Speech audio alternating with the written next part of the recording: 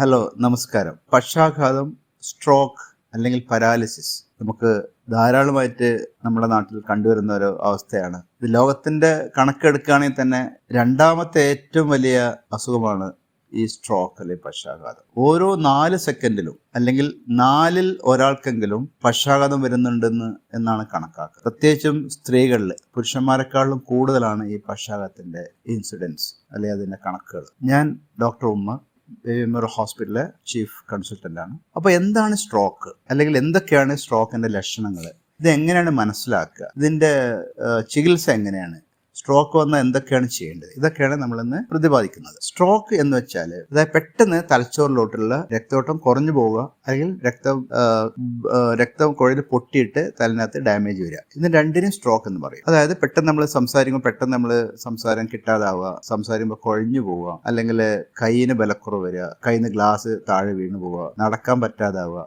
കാലിന് ബലക്കുറവ് വരിക, അല്ലെങ്കിൽ പെട്ടെന്ന് ബാലൻസ് ഇല്ലാതാവുക, അല്ലെങ്കിൽ പെട്ടെന്ന് കാഴ്ചക്കുറവ് വരിക, ഇതൊക്കെയാണ് സാധാരണഗതിയിൽ കാണുന്ന സ്ട്രോക്കിന്റെ ലക്ഷണങ്ങൾ. പക്ഷെ ചിലതരം സ്ട്രോക്കുകൾ വെള്ളം ഇറക്കാൻ ബുദ്ധിമുട്ടായിട്ട്, ഓർമ്മക്കുറവായിട്ട്, അല്ലെങ്കിൽ വാക്കുകൾ കിട്ടാൻ വിഷമായിട്ട്, ഒരു സ്ഥലകാല ബോധം ഇല്ലാത്ത അവസ്ഥ, അല്ലെങ്കിൽ സ്വഭാവ മാറ്റം, അല്ലെങ്കിൽ രണ്ടായി കാണുക, ചിരി കൂടിപ്പോവുക, കേൾവി കുറഞ്ഞു പോവുക, കാഴ്ച കുറവ്, അങ്ങനെ പലതരത്തിലുള്ള അവാന്തര വിഭാഗങ്ങളും ഈ പക്ഷാഘാതത്തിലുണ്ട്. സാധാരണ നമ്മുടെ ഗാർഡൻ വെറൈറ്റി സാധാരണ സ്ട്രോക്കിൽ പെട്ടെന്ന് ചിരികോടിപ്പോയി കൈയിനും കാലിനും ബലക്കുറവ് വന്നതാണ് നമ്മൾ സ്ട്രോക്ക് എന്ന് അറിയപ്പെടുന്നത്. അതിന്റെ ഷോർട്ട് ഫോമാണ് ബി ഫാസ്റ്റ്. ബാലൻസിന്റെ പ്രോബ്ലംസ്, കണ്ണിന്റെ കാഴ്ചയുടെ പ്രശ്നങ്ങൾ, ചിരികോടല്, കൈയിനും കാലിനുണ്ടാകുന്ന ബലക്കുറവ്, സംസാരത്തിന്റെ അപാകത, ഇതൊക്കെയാണ് ബി ഫാസ്റ്റ് എന്നുള്ള TFAST. ചില ടൈം പെട്ടെന്ന് തന്നെ വളരെ പെട്ടെന്ന് തന്നെ അതിന്റെ ചികിത്സ കൊടുക്കണം. ചിലതരം സ്ട്രോക്ക് ഉണ്ട്. വേറെ സബ് ഹെമറേജ് എന്ന സ്ട്രോക്ക് ഉണ്ട്. അതായത് ഇപ്പോൾ ഈ തലച്ചോറിലെ ചെറിയ കുമിളകൾ വന്നിട്ട് രക്തത്തിൽ പൊട്ടി വരുന്ന ഈ സ്ട്രോക്കിനെയും നമ്മൾ സ്ട്രോക്ക് എന്ന് പറയും. പക്ഷെ അത് കുറച്ചുകൂടി മാരകമാണ്. വേറെ ഒരു തരമാണ് വീനസ് സ്ട്രോക്ക്. നമ്മുടെ തലച്ചോറിലെ പലതരം വെയിനുകളുണ്ട്. Cerebral venous sinuses, cortical veins, ഇതൊക്കെ ചില ആൾക്ക് ഇങ്ങനെ ബ്ലോക്ക് ആയി പോകും. അപ്പോഴും തന്നെ അതുകൊണ്ട് വരുന്ന സ്ട്രോക്കുകൾ, അതിനോട് വീനസ് സ്ട്രോക്ക്, ഇങ്ങനെ പലതരം സ്ട്രോക്ക് ഉണ്ട്. പിന്നെ ഇതിന്റെ സ്ട്രോക്കിന്റെ ഈ ക്ലാസിഫിക്കേഷൻ എന്ന് വെച്ചാൽ ഹാർട്ടിൽ നിന്ന് ക്ലോട്ട് ബ്രെയിനിലേക്ക് പോവാം. കാർഡിയോ എംബോളിക് സ്ട്രോക്ക് എന്ന് പറയും. ഹാർട്ടിൽ ക്ലോട്ട് വന്നിട്ട് ചിലപ്പോൾ ഈ ഹാർട്ടിന്റെ അറ്റാക്ക് വന്നിട്ടോ, വാൽവിന്റെ അസുഖങ്ങളോ, അല്ലെങ്കിൽ അതുപോലത്തെ അസുഖങ്ങൾ വന്നിട്ട്, മിടിപ്പിന്റെ അസുഖങ്ങൾ വന്നിട്ട് ഹൃദയത്തിൽ രക്തം കട്ട കെട്ടിയിട്ട് ആ കട്ട പല ഭാഗത്തായിട്ട് തെറിച്ചു പോകുന്നു. കയ്യിലോട്ടാവാം, കാലിലോട്ടാവാം, അല്ലെങ്കിൽ വയറിലോട്ടാവാം, കിഡ്നിയിലേക്കാവാം, സ്പ്ലീനിലേക്കാവാം, ബ്രെയിനിലേക്കും ആവാം. ബ്രെയിനിലേക്കാവുമ്പോൾ പെട്ടെന്ന് കാർഡിയോ എംബോളിക് സ്ട്രോക്ക്, പെട്ടെന്ന് തന്നെ വളരെ സെക്കൻഡുകൾക്കുള്ളിൽ തന്നെ പെട്ടെന്ന് കുഴഞ്ഞു പോവാം.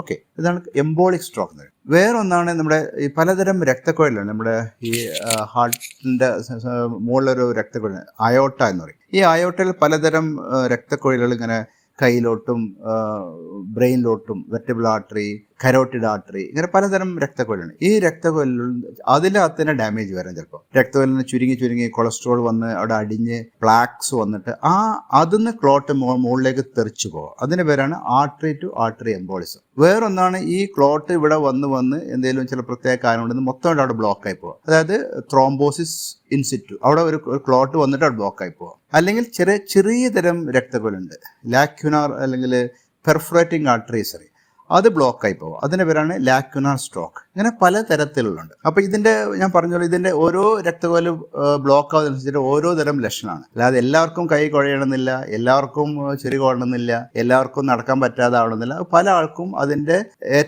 ഏതൊക്കെ സ്ട്രക്ചേഴ്സിലാണ്, ഏതൊക്കെ ഭാഗത്താണ് അത് ബാധിച്ചു എന്നതിനനുസരിച്ചിരിക്കും ഏതൊക്കെ ലക്ഷണങ്ങളാണ് ഈ രോഗിക്ക് വരെ എന്നുള്ളത്. അപ്പോൾ ഇത് വന്നാൽ എങ്ങനെ മനസ്സിലാക്കുക? ഏറ്റവും പ്രധാനമായിട്ടുള്ളത് രോഗി പറയും പെട്ടെന്ന് കുഴഞ്ഞു പോയി, അല്ലെങ്കിൽ പെട്ടെന്ന് മിണ്ടാൻ പറ്റുന്നില്ല, അല്ലെങ്കിൽ സംസാരിക്കുമ്പോൾ കുഴഞ്ഞു പോകുന്നു, അല്ലെങ്കിൽ കണ്ണ് കാണുന്നില്ല, അല്ലെങ്കിൽ നോക്കുമ്പോൾ രണ്ടായി കാണുന്നു. ഇങ്ങനെ ഈ സിംറ്റമായിട്ട് വരിക. ആ സിംറ്റമായിട്ട് വന്നു കഴിഞ്ഞാൽ നമ്മൾ അവരുടെ ഹോസ്പിറ്റലിൽ ഏറ്റവും പെട്ടെന്ന് എത്തുക. ഇത് വരുമ്പോൾ ഒരിക്കലും നമ്മൾ ഡിലേ ആക്കരുത്, വൈകിക്കരുത്. വൈകിപ്പിക്കുമ്പോൾ എന്ത് പറ്റിച്ചാൽ ലക്ഷക്കണക്കിന് കോശങ്ങളാണ് നശിച്ചു പോകുക. ആ ലക്ഷക്കണക്കിന് കോശങ്ങൾ നമ്മൾ ഓരോ സമയം വൈകുന്തോറും ഡാമേജ് കൂടി വരും. അത് ചില ആൾക്ക് പലതരം നാച്ചുറൽ ബൈപ്പാസ് ഉണ്ട് നമ്മുടെ ബ്രെയിനകത്ത്. പക്ഷേ പല ആൾക്കും ഈ ബൈപ്പാസ് എഫക്റ്റീവ് ആവില്ല. അതായത് ബൈപ്പാസ് ചില ആൾക്ക് ജന്മന ഉണ്ടാവില്ല. ഇങ്ങനെയുള്ള ആൾക്ക് വളരെ പെട്ടെന്ന് തന്നെ ഒരു സ്ട്രോക്ക് വന്നു കഴിഞ്ഞാൽ മാസീവ് സ്ട്രോക്കിലേക്ക് പോകും. അപ്പോൾ ഞാൻ ഈ ബൈപ്പാസ് എന്നുള്ളത് ഉദ്ദേശിച്ചത് എന്ത് വെച്ചാൽ രക്തക്കുഴൽ നോർമലായിട്ട് രക്തക്കുഴലുകൾ കുറേ ഉണ്ടാവും. അതിന് കൂടെ തന്നെ ചെറിയ കുഞ്ഞു പുതിയ രക്തക്കുഴലുകൾ ഉണ്ടാവും. ഈ രക്തക്കുഴൽ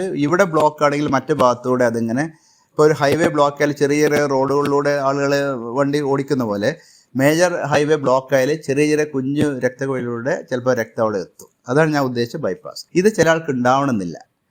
മെയിൻ ഹൈവേ ബ്ലോക്കായി, പക്ഷേ സൈഡിലൂടെ റോഡുകളില്ല. അപ്പോൾ അതുകൊണ്ട് തന്നെ അവിടെ വണ്ടി സ്റ്റാഗ്നേഷൻ ആയിരിക്കും, ട്രാഫിക് ബ്ലോക്ക് വരും.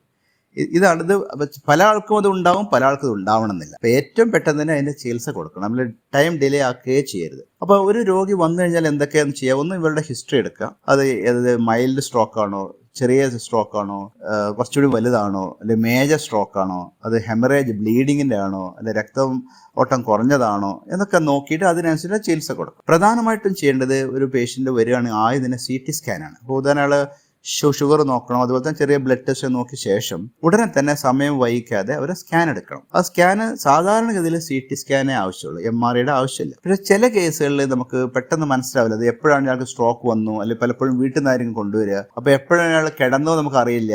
അയാൾ ചിലപ്പോൾ പലപ്പോഴും രാവിലെ എണീക്കാൻ പറ്റുന്നുണ്ടാവില്ല. പലപ്പോഴും അയാൾക്ക് സ്ട്രോക്ക് ചിലപ്പോൾ രാത്രി 8 മണിക്ക് സംഭവിച്ചിട്ടുണ്ടാവും. ചിലപ്പോൾ പല ആളുകളും രാവിലെ വന്ന് നോക്കുമ്പോഴായിരിക്കും ആൾ കിടക്കുന്നത്. അപ്പോൾ ഇവരുടെ നോട്ടത്തിൽ രാവിലെയാണ് സ്ട്രോക്ക് വന്നു എന്ന്. പക്ഷേ ഇൻഫാക്ട് അത് തലേന്ന് രാത്രിയോ അല്ലെങ്കിൽ അർദ്ധരാത്രിയോ ആയിരിക്കും സ്ട്രോക്ക് ഉണ്ടായിട്ട്. അപ്പോൾ ഇങ്ങനത്തെ കേസുകളിൽ വേക്കപ്പ് സ്ട്രോക്ക് എന്ന് പറയും. അല്ലെങ്കിൽ നമുക്ക് ആളെങ്ങനെ കൊണ്ടുവരും, നമുക്ക് അറിയില്ല എപ്പോഴാണ് എൻ്റെ ഉണ്ടായതെന്ന് അറിയില്ല. ആ സമയത്ത് അങ്ങനെയുള്ള ആൾക്ക് MRI വേണ്ടി വരും. അതല്ലാത്തൊരു 90-95% കേസുകളിലും നമുക്ക് CT സ്കാൻ മാത്രം മതി. അപ്പോൾ ഈ CT സ്കാൻ നോക്കിയിട്ട് അതിൽ ഹെമറേജ് ബ്ലീഡിംഗ് ഉണ്ടോ എന്ന് ആദ്യം നോക്കും. ബ്ലീഡിംഗ് ഉണ്ടെങ്കിൽ അതിൻ്റെ ചികിത്സ വ്യത്യാസമാണ്. അത് അങ്ങനെയുള്ള ആൾക്ക് പ്രഷർ കുറയ്ക്കണം.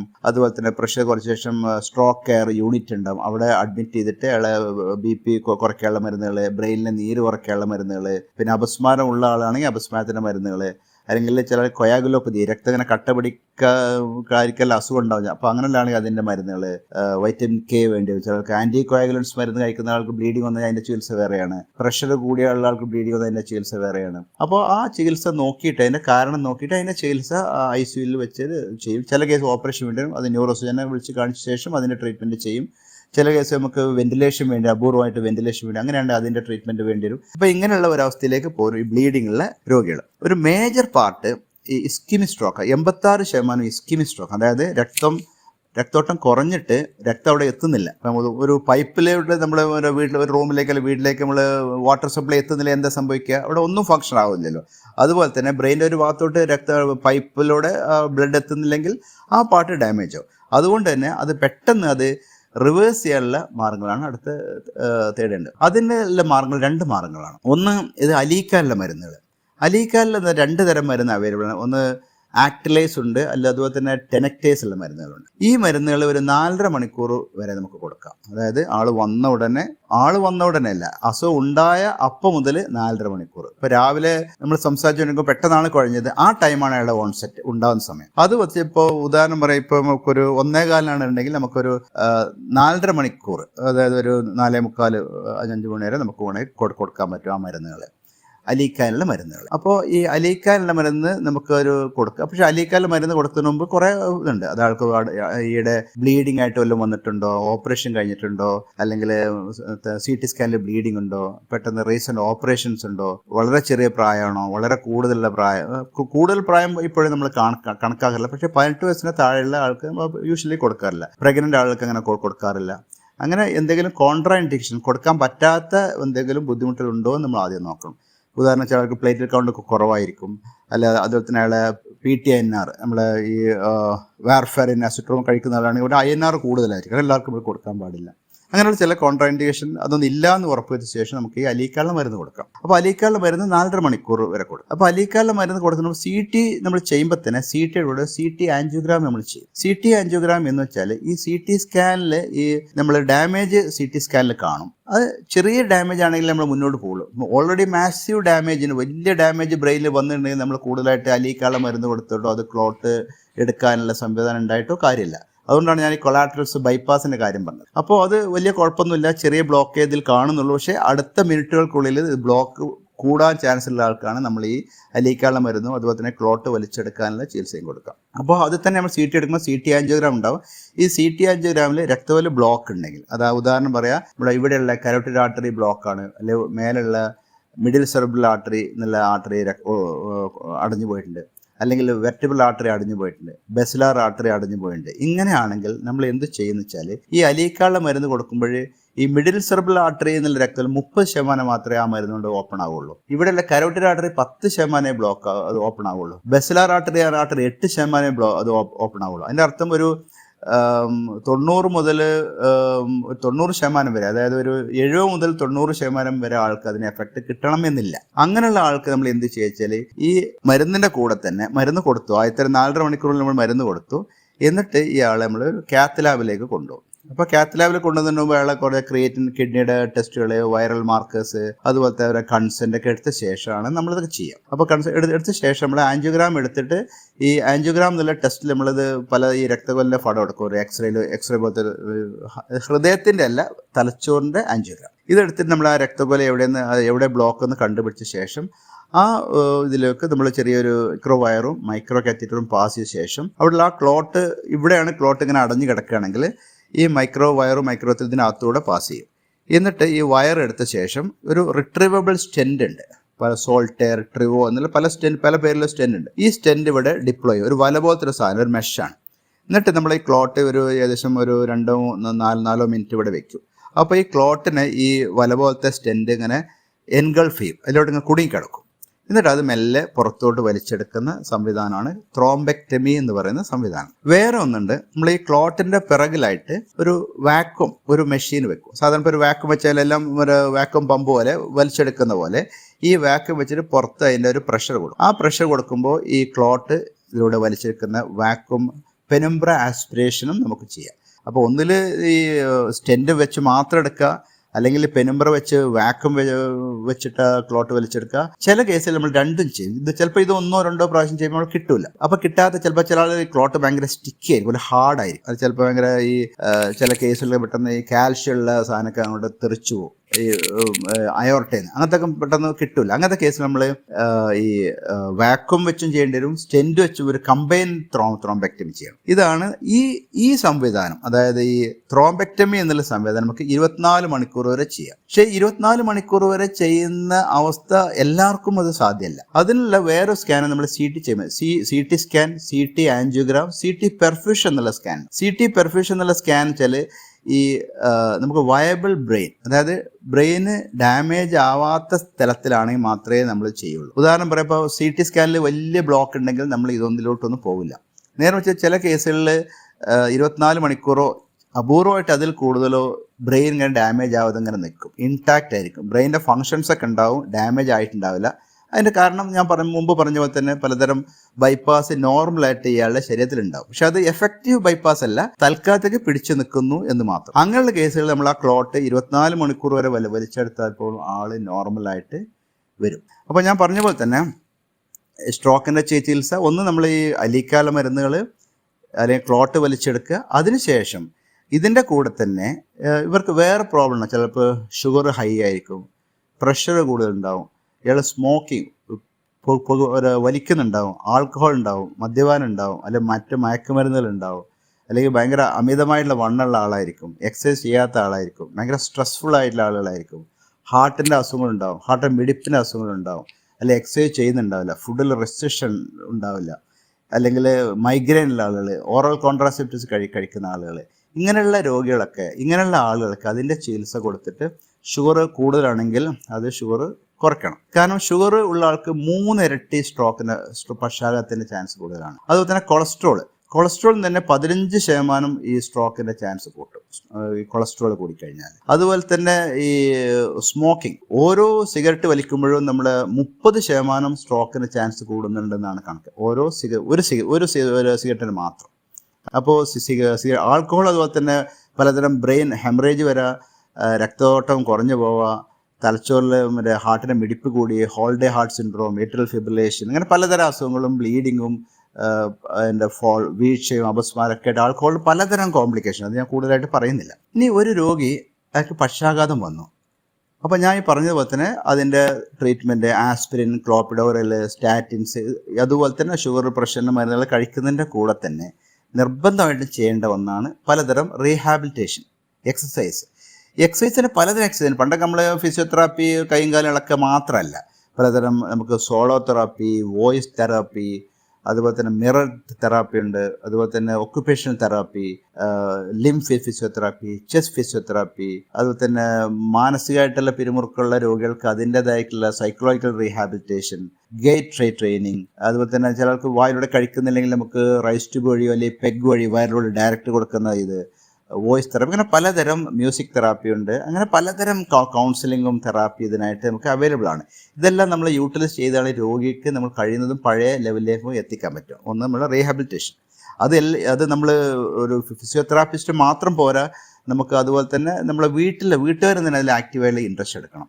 പിന്നെ പലപ്പോഴും പല ആൾക്ക് പല ഈ ചെരുപ്പിൻ്റെ പ്രശ്നം, പിന്നെ ഒരു ഓർത്തോട്ടിസ്റ്റിൻ്റെ ആവശ്യം വരും, ചിലപ്പോൾ ആംഗിൾ ഫൂട്ട് ഓർത്തോസിസ് വേണ്ടി വരും.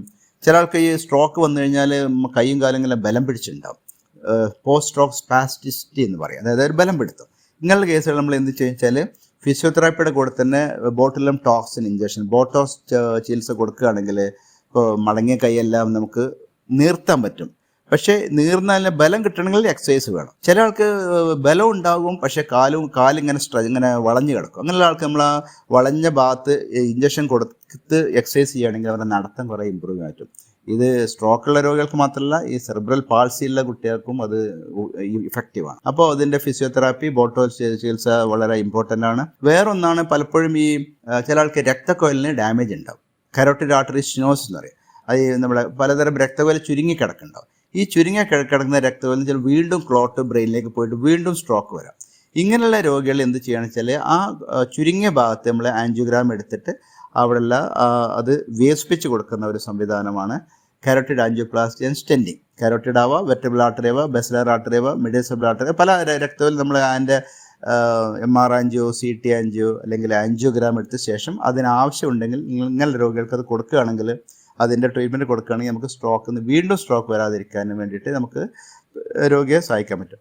പ്രധാനപ്പെട്ട ഒന്ന് എന്ന് വെച്ചാൽ നമ്മൾ നിർബന്ധമായിട്ടും നമ്മുടെ റിസ്ക് ഫാക്ടേഴ്സ് എന്തൊക്കെ ഉണ്ടോ അത് നമ്മൾ ഒഴിവാക്കാൻ ശ്രമിക്കുക.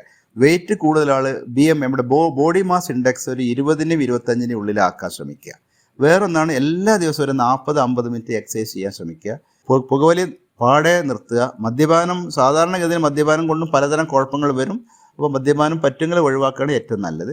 പിന്നെ ഒരു തരത്തിലുള്ള മയക്കുമരുന്നുകളും നമ്മൾ അടിമപ്പെടരുത്. കാരണം പെട്ട് കഴിഞ്ഞാൽ ഇത് സ്ട്രോക്കിലേക്കും ഹാർട്ടിലേക്കും പലതരം അസുഖങ്ങളിലേക്ക് പോകും. അപ്പോൾ അത് നിർബന്ധമായിട്ട് അതെല്ലാം ഒഴിവാക്കുക. നമ്മുടെ ഡയറ്റ് വളരെ സ്ട്രിക്റ്റ് ആയിട്ട് ഫോളോ ചെയ്യുക. കൂടുതലായിട്ട് ഉപ്പോ കൂടുതലായിട്ട് മധുരം ഉണ്ടെങ്കിൽ കുറച്ച് കുറക്കാൻ ശ്രമിക്കുക. സ്ട്രോക്ക് വരാതിരിക്കാനുള്ള മരുന്നുണ്ട്, ആസ്പിരിൻ, ക്ലോപ്പിഡോറിൽ, സ്റ്റാറ്റിൻസ്, ഷുഗറിൻ്റെ മരുന്നുകൾ, പ്രഷറിൻ്റെ മരുന്ന് ഒരിക്കലും നിർത്തരുത്. പലപ്പോഴും നമ്മുടെ അടുത്ത് വീണ്ടും സ്ട്രോക്കായി വരുന്ന ആൾ പറയും ഞങ്ങൾ ഒരാഴ്ച കഴിക്കുന്നില്ല, അല്ലെങ്കിൽ ഒരു മാസം കഴിക്കുന്നുള്ളത്. അപ്പോൾ നിർബന്ധമായിട്ട് ആ മരുന്നുകൾ കഴിക്കുക. ഇങ്ങനെയൊക്കെ ചെയ്യുകയാണെങ്കിൽ സ്ട്രോക്കിനെ നമുക്ക് പിടിച്ചു കെട്ടാൻ പറ്റും. അതിൻ്റെ കുഴപ്പം നമുക്ക് രക്ഷപ്പെടാൻ പറ്റും. വീണ്ടും സ്ട്രോക്ക് വരില്ല. ഇത് തന്നെ നമുക്കും നമ്മുടെ കുടുംബക്കാർക്കും നമ്മുടെ സുഹൃത്തുക്കൾക്കും ഉള്ള ഒരു അവയർനെസ് പ്രോഗ്രാം കൂടിയാണത്. ഇത് ഒരു ആൾക്ക് മാത്രം ഒതുങ്ങിയതല്ല, നമ്മുടെ ഒരു സമൂഹത്തിനായിട്ട് കൊടുക്കുന്ന ഒരു മെസ്സേജാണ്. ഇതൊരു പേഴ്സണലായിട്ടുള്ള മെസ്സേജോ ഒരു ഹോസ്പിറ്റലിൻ്റെ മെസ്സേജോ അല്ല, ഒരു ഡെസിപ്പേഷൻ ഓഫ് നോളജ് എന്നുള്ളത് ചെയ്യുന്നതാണ്. അപ്പം എല്ലാവരും ആ സ്പിരിറ്റിൽ തന്നെ കണ്ട് നമ്മൾ ഇതുപോലത്തെ അവയർനെസ് പ്രോഗ്രാം എല്ലാവർക്കും ഏറ്റെടുത്ത് ചെയ്യുക. അങ്ങനെയാണെങ്കിൽ നമുക്ക് ഈ അസുഖങ്ങളെല്ലാം നമുക്ക് കുറയ്ക്കാൻ പറ്റും. Okay, thank you very much. Bye. Issued in public interest by Baby Memorial Hospital, Calicut.